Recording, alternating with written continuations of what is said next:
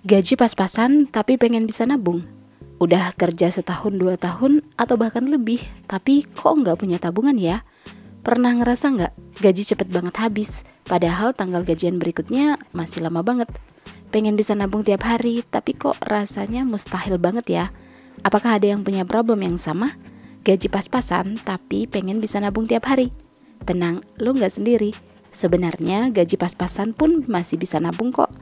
Lo bukannya nggak bisa nabung, hanya saja belum tahu cara menabung yang benar.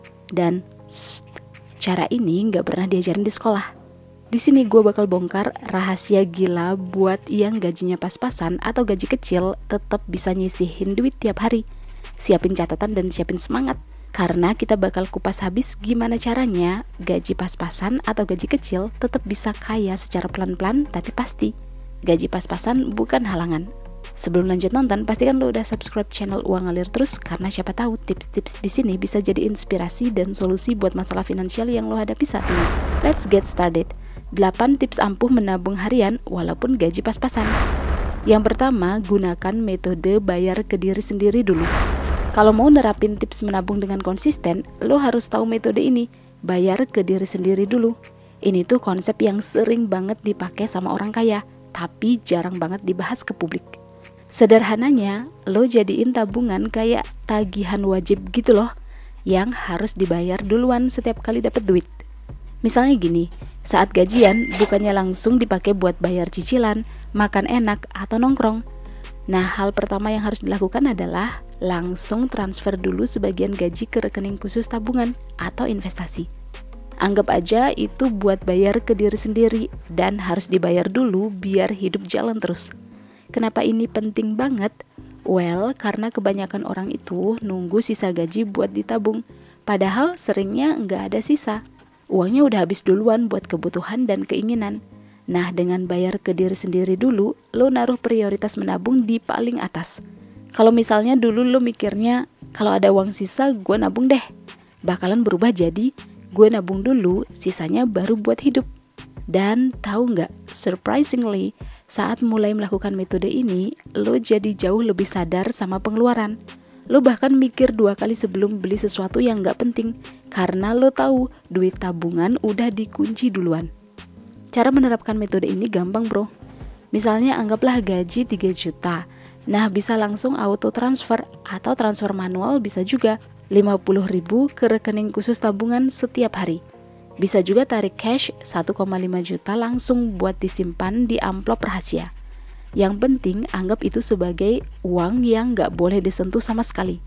Jangan gabungin sama rekening utama yang dipakai buat belanja atau bayar-bayar. Kalau bisa, rekeningnya gak usah dikasih kartu ATM biar males ngambil. Intinya jangan nunggu gaji naik dulu baru nabung, tapi harus nabung dulu walaupun gaji pas-pasan. Bayar ke diri sendiri itu bukan soal duitnya doang, tapi juga soal membuat mindset bahwa diri lo itu penting, masa depan lo itu berharga, dan lo pantas punya kehidupan yang lebih baik. Setuju nggak bro? Yang kedua, ilusi gaji kecil nggak bisa nabung, itu cuma mindset. Banyak orang nggak bisa nabung karena ngerasa gaji kecil alias pas-pasan. Padahal pikiran gaji kecil nggak bisa nabung itu sebenarnya cuma mindset doang, bukan fakta. Ini salah satu kebohongan yang paling gede yang udah keburu dipercaya banyak orang. Padahal nih ya, nabung itu bukan soal seberapa besar gaji lo, tapi seberapa niat dan cerdas lo ngatur uang. Banyak orang gajinya gede tapi tetap nggak bisa nabung dan jadi bokek di akhir bulan, karena gaya hidupnya ikut naik terus. Jadi kalau kita punya pikiran gaji kecil nggak bisa nabung, itu cuman pembenaran aja biar nggak perlu berubah. Padahal kalau mau, lo pasti bisa sisihin walaupun cuman Rp5.000 sehari. Coba deh bayangin, orang yang ngerokok tiap hari bisa keluar 30.000 sampai 40.000 buat sebungkus. Atau ngopi-ngopi kekinian 30 ribuan sekali nongkrong. Nah bayangin kalau mereka bisa kurangin kebiasaan itu setengahnya aja, terus duitnya dialihin ke tabungan. Gaji nggak berubah, tapi pola pikir mereka bakalan berubah. Hal ini bisa dimulai dengan membuang mindset lama soal gua nggak bisa nabung. Yang harus dilakuin itu bukan nunggu duit banyak, tapi mulai dari sekarang, dari duit yang ada. Kalau pengen mengubah mindset gaji kecil nggak bisa nabung, pertama-tama lo harus stop ngomong nggak bisa. Ganti kalimat itu jadi gimana caranya. Misalnya nih, gimana caranya gue bisa nyisihin 10.000 per hari ya? Nah, dengan pertanyaan yang tepat, otak kita otomatis nyari solusi. Bisa dari ngurangin jajan, naikin penghasilan, atau jual barang-barang yang udah nggak kepake. Lo bakal kaget sendiri, ternyata duit itu ada di sekitar lo. Cuman selama ini lo nggak lihat karena mindset udah ngeblok segalanya. Ini yang nggak pernah diajarin di sekolah, cara mengubah mindset biar hidup nggak stuck di situ-situ aja. Jadi ingat ya bro, bukan jumlah gaji yang bikin susah kaya, tapi cara lo melihat uang. Selama lo terus mikir, gua nggak bisa, ya selamanya lo nggak akan mulai. Tapi kalau mulai ubah mindset jadi, gua harus bisa. Pelan-pelan semuanya bakalan ngikutin. Mulai sekarang, yuk buktiin ke diri sendiri kalau kita bisa nabung walaupun gaji pas-pasan. Karena ujung-ujungnya, orang sukses itu bukan yang duitnya paling gede, tapi yang paling disiplin dan cerdas ngatur apa yang dia punya. Setuju nggak bro? Yang ketiga, bikin challenge ke diri sendiri. Pernah coba bikin challenge ke diri sendiri buat nabung? Gini bro, challenge itu bisa jadi cara seru dan efektif buat nabung harian walaupun gaji pas-pasan.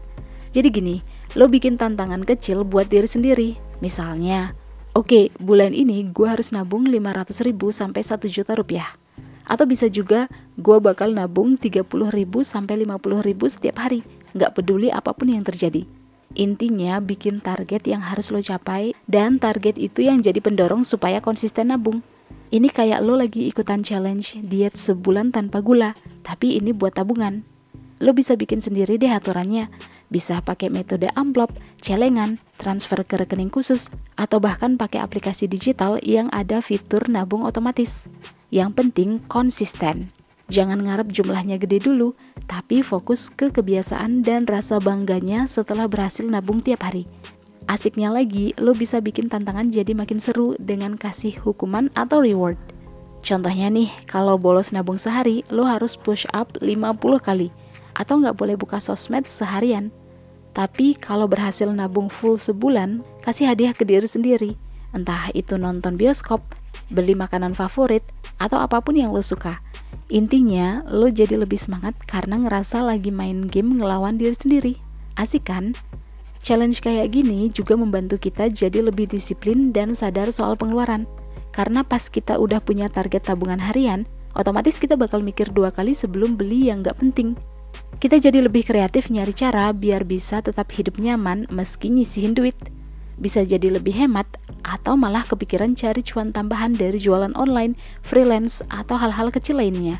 Pokoknya otak kita bakal mulai aktif mikirin cara buat menangin tantangan ini.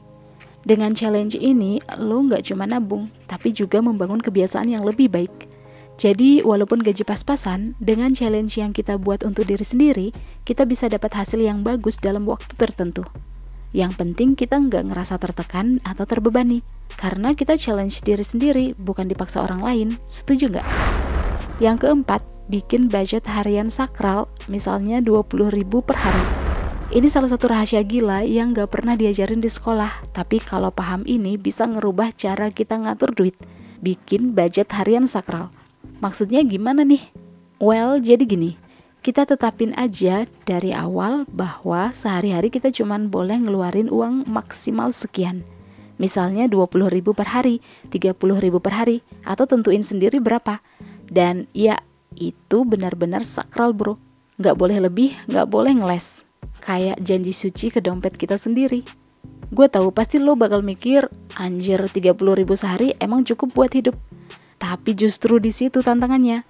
Kalau udah punya mindset buat bertahan hidup dengan segitu, otak kita bakal otomatis nyari cara biar tetap bisa ngopi, makan, dan hidup tanpa bikin dompet jebol. Misalnya nih, kita jadi belajar masak sendiri, bawa bekal, naik sepeda, atau nyari tempat makan yang murah tapi enak. Kita jadi lebih cerdas nyari solusi bro, bukan pelit ya, tapi strategis. Awal-awal pasti kagok alias nggak biasa, ya wajar lah ya. Tapi lama-lama badan dan kepala bakal terbiasa. Kita jadi lebih sadar sama tiap rupiah yang keluar. Dan efeknya duit jadi lebih terarah. Lo bisa bedain mana yang beneran dibutuhin, mana yang cuman godaan doang. Setiap kali lo berhasil bertahan sehari dengan budget sakral itu, lo bakal ngerasa kayak pahlawan. Serius bro, bangga banget rasanya. Dan yang paling keren, sisa uang dari budget harian itu bisa nambahin ke tabungan harian. Jadi misalnya nih, hari ini cuman kepake 25.000. Nah, 5.000-nya bisa langsung masukin ke celengan. Jadi lo bukan cuma nyelamatin uang, tapi nambahin tabungan juga. Ini strategi double combo yang jarang orang kepikiran. Gaji pas-pasan pun bisa jadi peluang nabung, asalkan bikin budget harian sakral. Gimana bro, tertarik buat nyoba nggak? Yang kelima, terapin metode uang nggak boleh diam. Lo tahu kan kalau nabung aja nggak cukup. Lo perlu nerapin metode uang nggak boleh diam.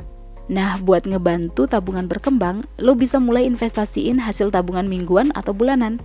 Jadi gini, misalnya lo udah nabung rutin nih, dan setiap bulan terkumpul 500.000 sampai 1 juta rupiah. Uang tabungan ini nggak semua disimpan di tabungan biasa, tapi diinvestasiin. Sebagian dari tabungan itu bisa diinvestasikan ke instrumen yang bisa berkembang, kayak reksadana, saham, atau bahkan emas. Atau bisa juga diputar buat bisnis kecil-kecilan kayak buka warung, buka usaha catering skala kecil, jual pernak-pernik online, dan sebagainya. Jadi uang tabungan itu diputar untuk bisa menghasilkan uang lagi. Contohnya gini, lo nabung 300.000 setiap minggu. Nah, dari 300.000 itu lo ambil sebagian, misalnya 150.000, terus diinvestasikan ke reksadana atau saham yang lo yakin bakal berkembang. Dengan cara ini, lo nggak cuma nyimpen uang, tapi juga bikin duit kerja buat lo. Kalau terus konsisten, hasilnya lama-lama bisa berkembang dengan sendirinya. Jadi nggak cuma nabung, tapi juga nambahin potensi keuntungan dari investasi itu. Cara mikirnya harus diubah bro. Uang itu bukan cuma buat dibelanjain doang, tapi buat dipakai sebagai alat tempur biar bisa punya nilai lebih. Bahkan nilai kecil pun kalau digerakin tiap hari bisa ngasih cuan tambahan yang nggak disadari. Lo bisa nabung sambil cari peluang, dan itu yang nggak diajarin waktu sekolah. Kita diajarin nyimpen uang, tapi nggak pernah diajarin cara membuat uang bekerja biar bisa beranak pinak. Jadi mulai sekarang jangan lagi mikir duit gua kecil, nggak bisa ngapa-ngapain. Justru karena kecil, lo harus lebih lincah dan kreatif mengatur geraknya. Uang nggak boleh diem. Karena uang yang diam itu lama-lama mati kena inflasi. Tapi uang yang terus bergerak, sekecil apapun, lama-lama bisa jadi mesin uang yang bantu kita keluar dari hidup gaji pas-pasan. Keren ya? Yang keenam, pakai aturan nominal tertentu. Salah satu trik yang sering diremehin tapi efeknya gila banget karena benar-benar dilakukan dengan konsisten adalah pakai aturan nominal tertentu. Maksudnya gimana? Well, jadi gini.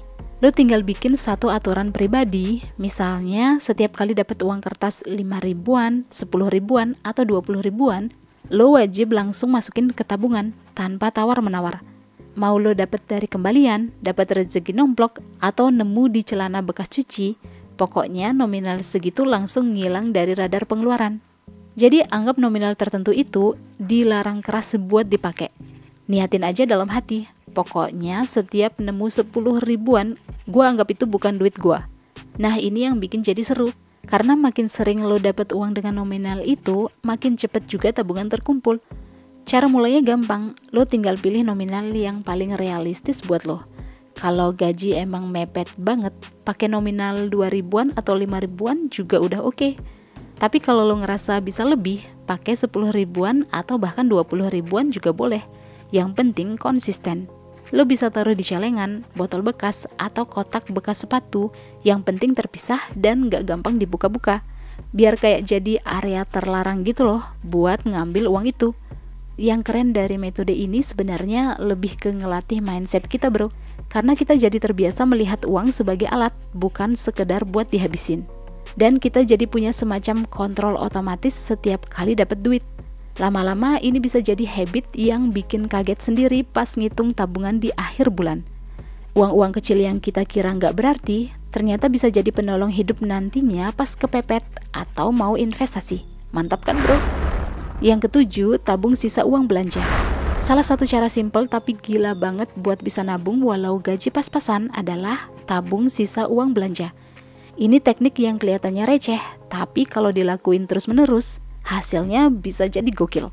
Gampangnya gini, misalnya lo udah budgetin buat belanja harian 30.000 rupiah buat makan dan transport. Tapi ternyata hari itu cuman kepake 22.000 aja karena lo masak sendiri atau dapat tebengan dari teman. Nah, sisa lagi 8.000-nya jangan dipakai buat jajan, tapi langsung masukin ke tabungan. Cara ini ngajarin kita buat menganggap bahwa uang sisa belanja bukan bonus buat dihabisin, tapi sebagai tabungan tersembunyi. Ini yang sering orang lupa, karena biasanya kalau ada sisa malah mikir, wah lumayan nih bisa buat jajan. Padahal uang sisa belanja itu justru potensi terbesar buat nabung tanpa ngerasa sakit. Lo nggak perlu nyiksa diri buat ngurangin budget, cukup disiplin buat nggak ngabisin semua anggaran yang udah ditentuin. Biar makin gampang, lo bisa siapin wadah khusus buat nabung sisa uang belanja. Bisa celengan kecil, amplop, atau bahkan aplikasi e-wallet khusus. Pokoknya jangan dicampur sama uang utama, biar nggak tergoda buat ngambil. Dan serunya, karena jumlahnya random tiap hari, lo kayak main game yang seru. Hari ini bisa nabung 5.000, besok 12.000, lusa mungkin 3.000, tapi lama-lama bisa tembus ratusan ribu sampai jutaan rupiah. So, jangan anggap remeh uang receh sisa kembalian ya. Justru itu bisa jadi senjata rahasia. Ini tuh kayak nabung diam-diam dari pengeluaran yang nggak kepake. Mulai sekarang, setiap balik dari warung, lihat dompet dan ada sisa, langsung taruh di tempat yang aman. Karena dari situ, kita pelan-pelan membangun kebiasaan menabung tanpa ribet dan tanpa harus nunggu gaji gede dulu. Yang ke-8, bikin tujuan nabung yang jelas. Tahu nggak kenapa banyak orang niat nabung, tapi ujung-ujungnya duitnya tetap habis juga? Jawabannya simple, karena nggak punya tujuan nabung yang jelas. Yap, nabung tanpa tujuan itu kayak lo naik motor tapi nggak tahu mau kemana. Ujung-ujungnya cuman muter-muter doang. Capek iya, nyampe kagak. Nah, makanya kalau benar-benar pengen bisa nabung 50.000 sehari, walaupun gaji pas-pasan, kita harus punya goal yang jelas banget dari awal. Misalnya, lo bilang, gue mau beli laptop buat kerjaan, atau gue pengen liburan ke Gili Trawangan tahun depan. Nah, ini baru namanya tujuan yang jelas, karena ketika kita tahu buat apa nabung, kita jadi punya alasan kuat buat nahan diri nggak jajan kopi tiap hari, atau beli hal-hal yang nggak penting. Jadi tiap kali tergoda buat belanja, lo bisa bilang ke diri sendiri, bro, lo mau beli laptop kan? Ya udah tahan dulu, dikit lagi nyampe nih. Rasanya tuh beda banget, kayak nabung tapi punya makna. Gua saranin juga lo tulis tujuan nabung, jangan cuma di kepala. Tempelin di dompet, dijadiin wallpaper HP, atau taruh di tempat yang sering dilihat. Biar tiap kali males nabung atau pengen nyerah, lo diingetin terus sama mimpi itu. Ini tuh trik kecil tapi ampuh banget buat menjaga semangat nabung tetap menyala. Karena nabung itu bukan cuma soal jumlah, tapi soal konsistensi. Dan konsistensi cuma bisa dijaga kalau kita ingat alasan kenapa kita menabung. Nah, kalau udah punya tujuan, tinggal hitung deh berapa duit yang dibutuhin dan kapan pengen nyampe. Misalnya gini, mau nabung 5 juta buat beli laptop dalam 100 hari. Ya tinggal pecah aja, berarti harus nabung 50.000 per hari. Jadi bukan cuma nabung asal-asalan, tapi emang udah ada hitung-hitungannya. Dan kita jadi lebih semangat karena tiap hari ngerasa makin deket sama target menabung. Intinya ya bro, nabung itu kayak main game yang ada levelnya. Tujuan nabung itu ibarat bos terakhir yang harus lo kalahin. Kalau punya tujuan yang jelas, nabung itu jadi seru dan gak berasa nyiksa. Lo jadi tahu setiap recehan yang dikumpulin itu gak sia-sia, tapi buat mewujudkan sesuatu yang lo inginkan. Well, itulah 8 tips ampuh menabung harian walaupun gaji pas-pasan. Apakah lo ada tambahan tentang tips menabung lainnya? Kalau ada share ya. Lo punya pendapat lain soal tips menabung harian buat gaji pas-pasan? Atau ingin request hal-hal yang mau kita bahas di channel Uang Ngalir Terus? Boleh juga tuh. Jangan lupa like dan share jika bermanfaat dan subscribe untuk dapetin update video-video berikutnya. See you guys in the next video.